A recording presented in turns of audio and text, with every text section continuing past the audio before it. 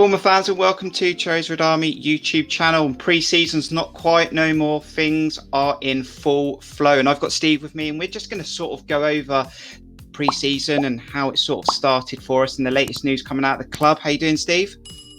I'm very well, mate. You? I'm doing very good. So let's start with then Parker project in full flow. He had his press conference, Steve. He talked about hard work, graft, and the club being a right fit for him. You happy with the press conference and that early sort of footage that we've seen inside the Vitality Stadium with him working the boys? Yeah, I mean, it all looks good. It all looks like you'd expect it to look. A new guy coming in and wanting to impress, and he's very formulated on this hard work, hard ethic ethos into the club, and he's trying his best to get that across, and we've seen that from some of the training footage that we've seen. He talked about it on 2 or 3 occasions now. We've heard from him, so yeah, good signs. He's also brought in his own team in a sense, kept a few. Steve Fletcher's still there, Gary O'Neill, who came in under Woodgate. I know you weren't too happy to see some of those legends leave the club that gave us that historic rise, but it is a new era, it is a new project, and maybe it's a clean slate. Yeah, I mean, he's talked about formulating a good relationship with these guys, going back to his, I think it was under 21s time at Spurs, wasn't it? And yeah, I mean, he is a new chapter in our history, and you do expect it this day and age that they take a team with them wherever they go, and they want people they can trust around them. So as much as I was saddened to see some of those guys leave, you kind of actually expect it in this day and age, don't you?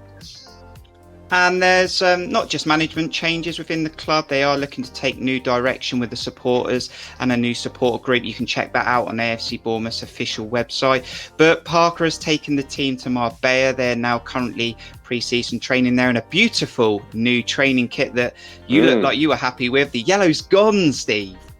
Yeah, I wasn't a big fan of the yellow. I never saw the yellow as really, apart from my yellow coaches kit. I can't remember too many other times we've ever seen a yellow kit or any training gear in yellow for Bournemouth. It just doesn't ring true as a historical Cherries colour to me. It's more Watford and Norwich, isn't it? And let's not say anything about them. But absolutely not. But there are players it's great to see linking up with the club. Some youth players there as well. And you've got Lerma and Brooks getting involved. And let's take a look at some of the players that have joined AFC Bournemouth and other transfer rumours that are doing the rounds.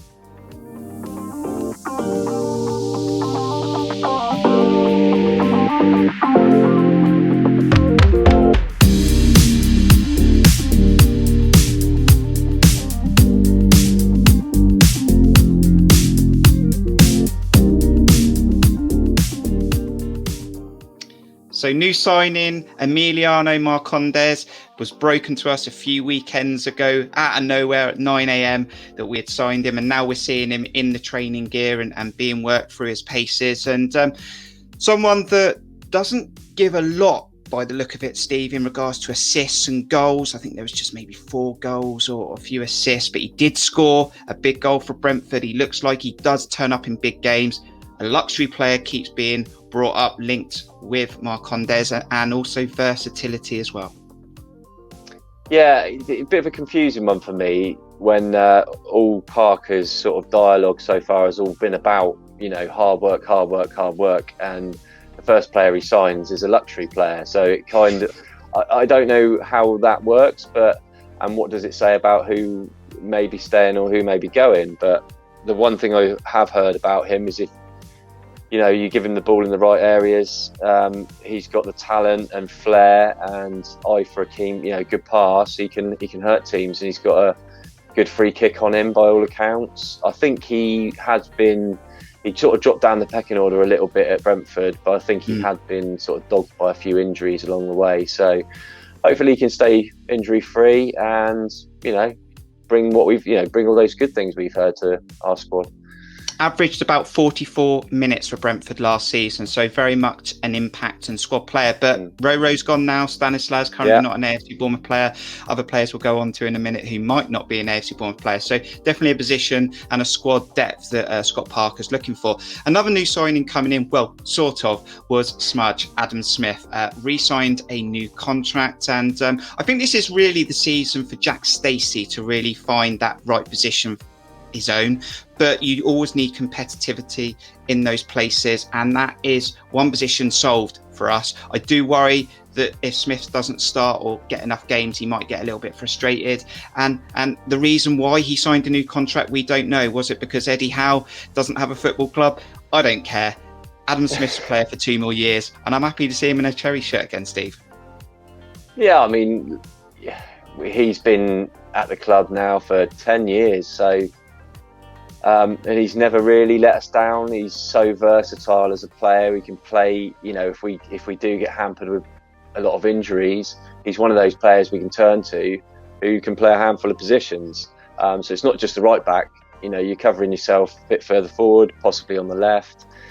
You know, great player to have at the club, and he's been there, seen it all, and he knows what we're all about as a club. So, and he said he was excited to work for Parker. So let's see how that blossoms. But I think you're right about Jack Stacey. I think now's the time for him to sort of nail that position down. But Smudge is definitely a well worthy sort of deputy to fill that role. Did you just say play Adam Smith at left back? Let us know in the comments if you'd be happy to see Adam Smith. I said he can play there. I said he can play there. So that's 2 players in then. But now let's look at some transfer rumours for more players that might be coming into the club.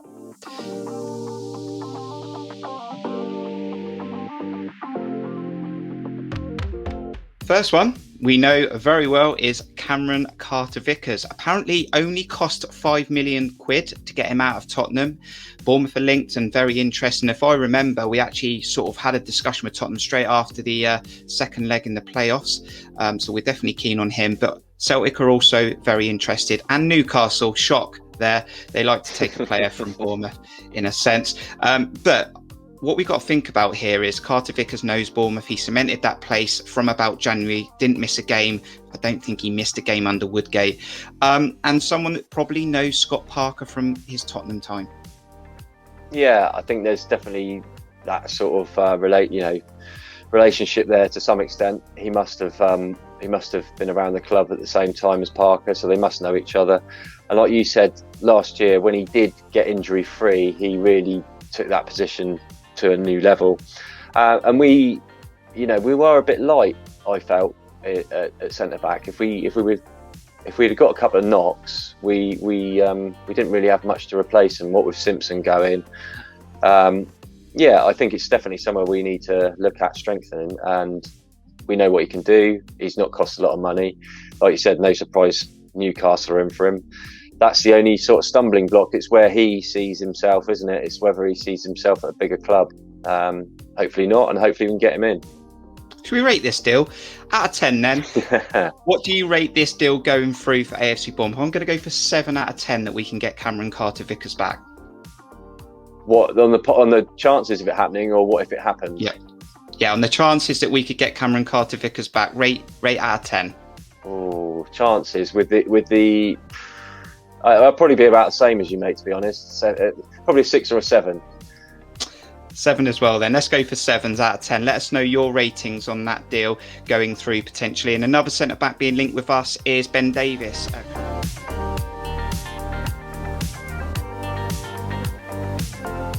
Currently at Liverpool, signed from Preston last year after 19 appearances.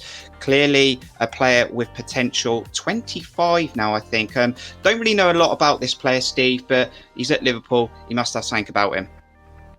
Well, yeah, I mean, he was highly rated in the Championship. I mean, highly rated enough that Liverpool, I mean, let's be honest, they were struggling. They literally had no centre-backs, did they? So they went out and cherry-picked what the best of the Championship had to offer, and Ben Davies was that at the time. I've not seen much of him play. What I have seen hasn't really impressed me, but having said that, he was a makeshift centre-back playing in a Liverpool side that are playing Champions League football. Make of that what you will, but he's certainly got plaudits at Preston. So, like you said, there's obviously a player in there, and yeah, it's a big name to be linked with. Obviously, I assume this would be a loan deal. So, rate this deal potentially Ben Davies signing for AFC Bournemouth out of 10, Steve. I'm not so sure on this one, because I'm under the understanding that Klopp is quite keen on him staying. I'm going to go for probably a 5 on that, 50-50. Yeah. I'll go for a 4, probably a loan deal, but yeah, it's here or there. Now, there are players being linked away from Bournemouth, as we know, and we knew this was going to happen the minute we didn't get back to the Premier League. And let's take a look at some of the rumours that are doing the rounds for players coming out of AFC Bournemouth.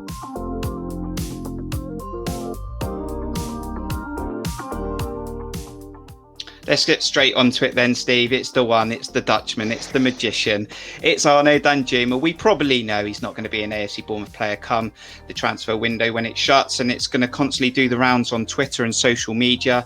Villarreal supposedly bid 15 million euros, equates to probably be about 12 or 13 million pounds, which I understand that clubs do opening offers to test the water, but I can only describe that as an absolute joke. It's quite insulting, isn't it, really? Yeah, like you said, it's seeing where the lay of the land lies, isn't it, with what they're gonna come back with and say. And if we come back with, I think we're going to come back and say, look, he is available, but you're going to have to be doubling that almost. You know what I mean? It's got to be sort of 25, 30 million for me.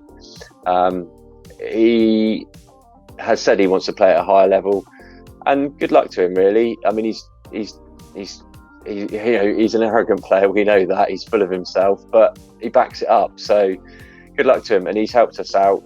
I'd love to see him stay, because he was great to watch last season. But I just don't think I just don't think he wants to stay, and I think there'll be too much investment. I think it's too much. Sooner or later, a big enough bid's going to come in that we're going to snap someone's hand off for. Parker said that if no player wants to stay, he won't stop them. He only wants players that want to fight for the badge. So likely Danjuma will leave, but we do have that power in his contract that runs until 2024. I use Bandir as an example. He's in total with all the add-ons is about 38 million. I don't think Danjuma's worth that. And obviously Norwich are a Premier League team now. But for me, he scored just as many goals as Bandir, not as many assists, but he is a match winner. For me, that's 25, 30 million. And we've got to play our hand, even if it means that Danjuma has to wait to get the club that he wants. So that's Danjuma potentially going out the door at some point. Another player that's sort of grown into the AFC Bournemouth heart, Steve, is Philip Billing.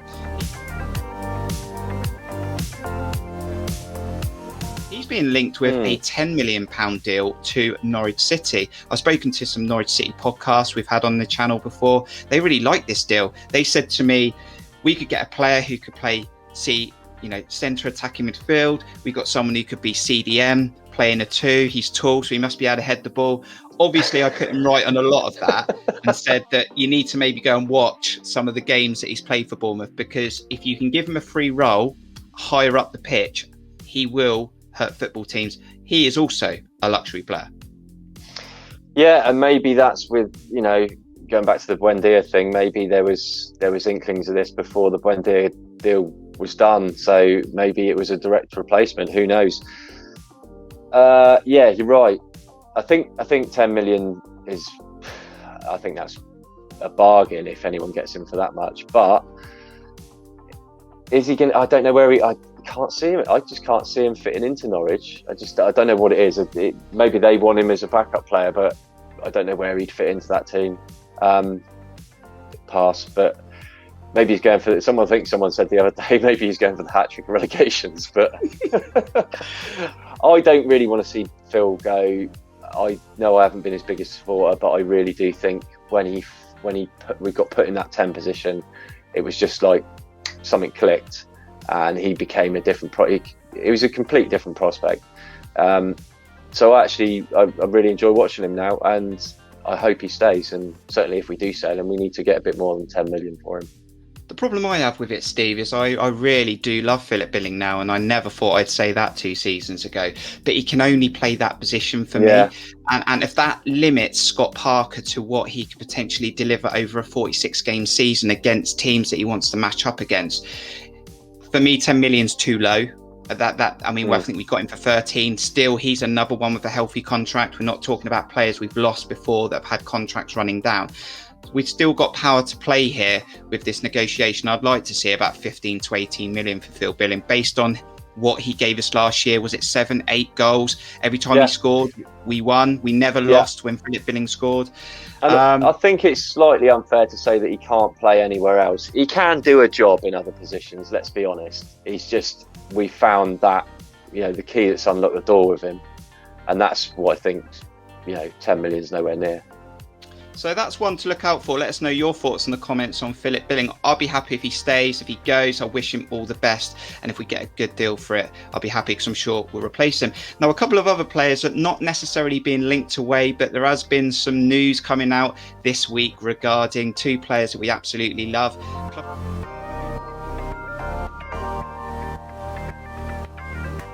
Club captain Steve Kirk and vice club captain Asmir Begovic, supposedly both on decent wages, Premier League wages, if you want to say. Asmir Begovic first, and Steve has 1 year left on his deal. Genoa apparently interested, and other clubs abroad. Social media, there's outlets out there telling us that.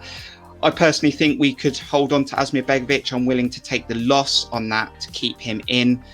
Yes, we've got Mark Travers, but this is another good chance for us to get promoted now with this new era. I'd like to have Asmir Begovic in goal for us in whatever team it looks like come the first game of the season. Yeah, I think the factor here is the wages. I think if we are streamlining the club, streamlining the wage bill, he's reportedly on 60,000 is what I've heard. Like you say, Premier League money, and if the club look at it as though we get rid of a big pay packet and we've got a pretty decent backup in Travers, who I think can become a championship, if not higher. He's got into the international stage with his country.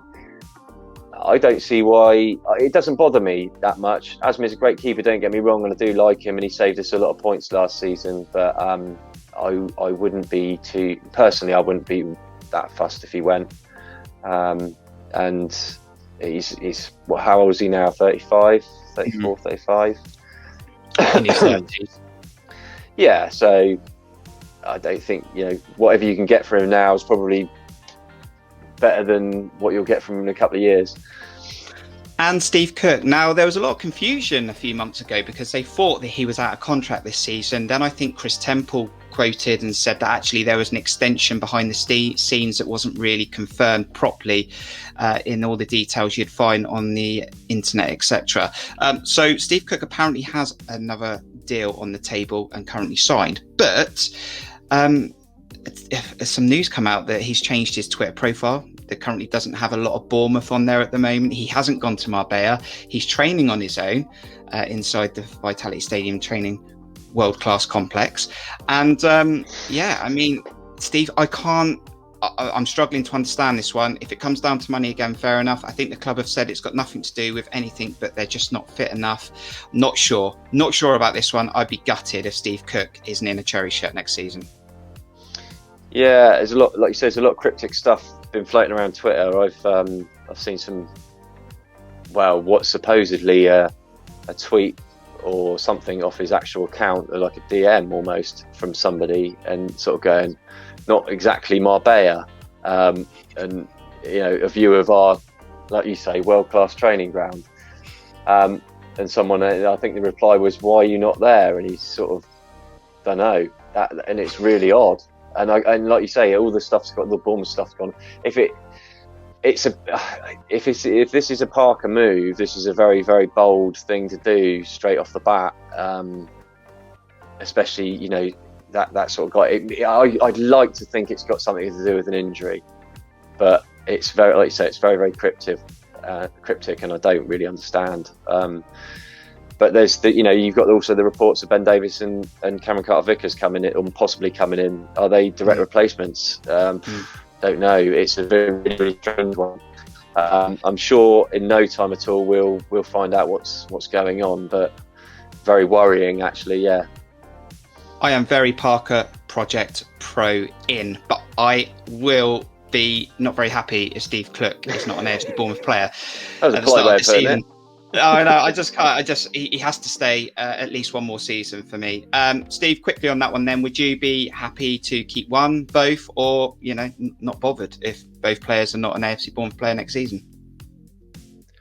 If Cookie went, I'd be devastated. I think that's I can't understand why you would not have him back. So he's definitely got a couple of years in him easily. Especially at championship level. If he's not seen as a long-term project, then they want to get him off the wage bill. I hope they just come out and say that, and let the guy go, because he's been an absolute stalwart for us. Don't bugger him around or anything like that. Asmir Begovic, good keeper, but I think equally we've got Travers, who I've got a lot of faith will be a decent keeper. And finally then, the fixtures are released. You joined us on our live stream potentially, or you catched up with the video on our channel, and obviously we'll start on a Friday night against West Brom under the lights, sort of, probably still be daylight, but the lights will be on. They normally do put them on. And there will be a Carabao Cup game against MK Dons. I mean, will you be going to that, Steve? Actually, that one's a bit that's a bit up in the air for me, actually. It's my bloody birthday as well that weekend. Happy 55th already. Yeah, thanks, mate. You're a star. No, unfortunately, the missus has booked us on a weekend away, and it's that bloody weekend, and So decision for Steve, guys. Does he go to MK Dons with Andrew Sermon, or does he go away for his birthday with the missus? Let us know in the chat. But I'm sure there'll be more fixtures to come. They're obviously in Marbella at the moment, so they might be having some sort of pre-season unofficial friendlies going on. But Steve, that's the latest news coming out in the last week or so at AFC Bournemouth. Are you happy at what's currently happening? Are you liking the new way of AFC Bournemouth, and or is it just going to have to sort of grow on you? Yeah, I mean, we're in the early stages of it, aren't we? And let's be honest, it feels weird that all these great names, great players, great coaches have now left us, and it is strange. It's tough to deal with. I struggle with it a little bit, but I think people are right in the fact that we need a new project, we need a clean slate. Parker's come in. He's got us out of this division before, got Fulham out of this division before, so he's got previous. And yeah, the behind the scenes seems to be getting sorted out with this fan review, and the club have taken a lot more interest in what the fans have got to say.